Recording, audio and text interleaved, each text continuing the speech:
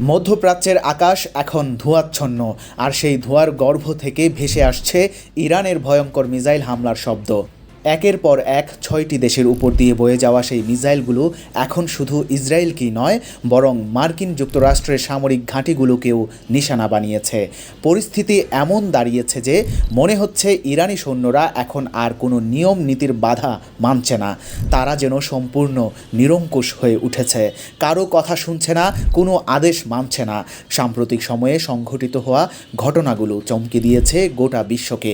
বিশেষ করে দুবাইয়ে অবস্থিত মার্কিন সেনা ঘাঁটি, বিমান ঘাঁটি এবং নৌঘাঁটিগুলোর উপর ইরানের মরণ কামড় দেখে বিশ্বজুড়ে তোলপাড় সৃষ্টি হয়েছে। হাজার হাজার মিসাইল আর ড্রোন একের পর এক আকাশ চিরে দুবাইয়ের বিভিন্ন সামরিক ঘাঁটিতে এসে আছড়ে পড়ছে। শুধু সামরিক ঘাঁটিই নয়, দুবাইয়ের সেসব হোটেলগুলোকেও তারা লক্ষ্যবস্তু বানিয়েছে যেখানে মার্কিন সেনারা অবস্থান করছিল। একের পর এক হামলার মুখে দুবাইয়ের সেই জাঁকজমক এখন ছত্রখান হয়ে গেছে। মার্কিন সেনারা এই প্রচণ্ড হামলার মুখে টিকতে না পেরে শেষ পর্যন্ত পালিয়ে যেতে বাধ্য হয়েছে।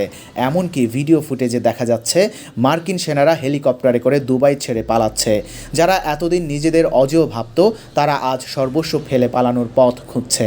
একসময় যাদের উপস্থিতিতে কেউ ঘাড় তুলতে সাহস পেত না, আজ তারাই কুকুরের মতো লেজ গুটিয়ে পালাচ্ছে। এই দৃশ্য দেখে অনেকের চোখই জুড়িয়ে যাচ্ছে। ইরানের এই আক্রমণের মুখে ডোনাল্ড ট্রাম্প বারবার যুদ্ধবিরতির কথা বলছেন, কিন্তু ইরানি সেনারা কানে তুলছে না। মার্কিন এয়ারক্রাফট ক্যারিয়ার, মধ্যপ্রাচ্য জুড়ে থাকা তাদের বিভিন্ন কমান্ড সেন্টার এবং সেনা দপ্তর সবই ইরানি মিসাইলের আঘাতে ধ্বংস হয়ে গেছে। ইরানি সেনারা এখন আর কোনো আলোচনার টেবিলে বসতে রাজি নেই। তাদের একমাত্র লক্ষ্য প্রতিপক্ষকে নির্মূল করা। বন্ধুরা, এতদিন ইরানের ক্ষমতার কেন্দ্রে ছিলেন আয়াতুল্লাহ আলী খামেনি। তিনি ছিলেন একজন দয়ালু ও বিচক্ষণ নেতা, যিনি ইসলামী আইন ভঙ্গের আশঙ্কায় পারমাণবিক বোমা তৈরি পর্যন্ত করেননি। তার আমলে কোনো বড় অপারেশন বা হামলা তার অনুমতি ছাড়া সম্ভব ছিল না। কিন্তু বর্তমানে ইরানের কোনো প্রেসিডেন্ট নেই, কোনো উচ্চপদস্থ নেতা নেই এবং আয়াতুল্লাহ খামেনি নেই। ফলে ইরানি সেনাবাহিনী আইআরজিসির কমান্ড সেন্টার এখন সম্পূর্ণ শূন্য।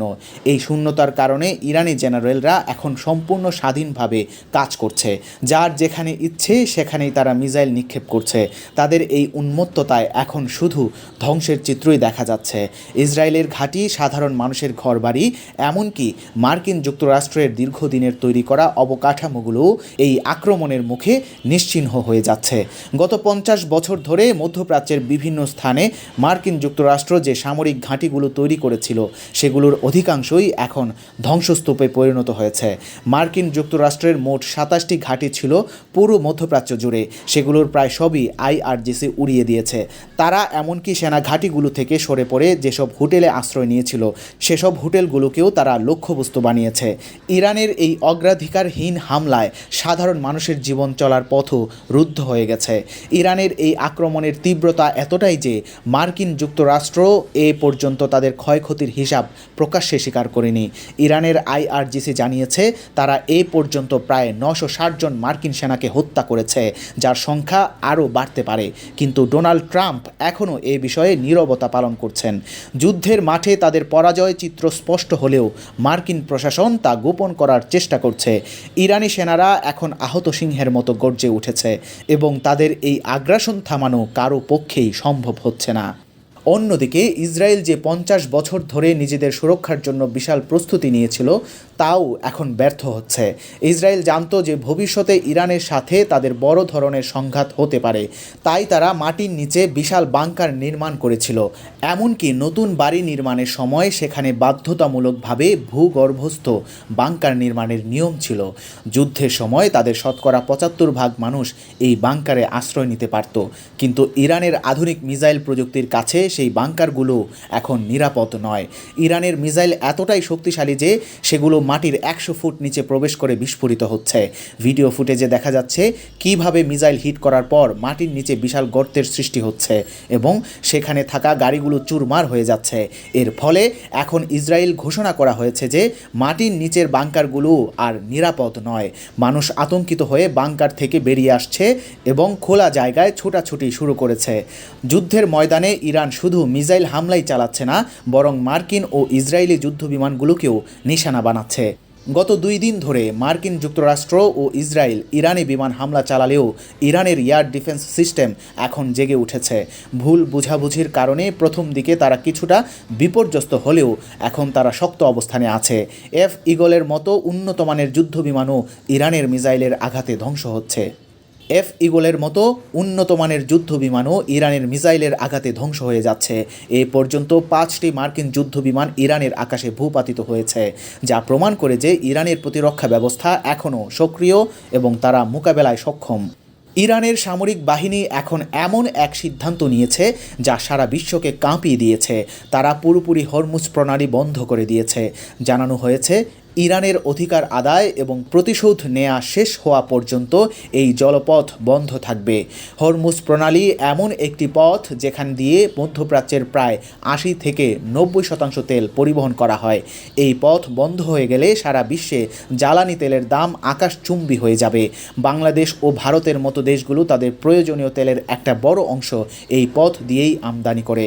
ফলে এই সিদ্ধান্তের প্রভাব বিশ্বব্যাপী অর্থনীতিতে পড়বে এবং তেলের দাম রাতারাতি 2 থেকে 3 গুণ বেড়ে যেতে পারে।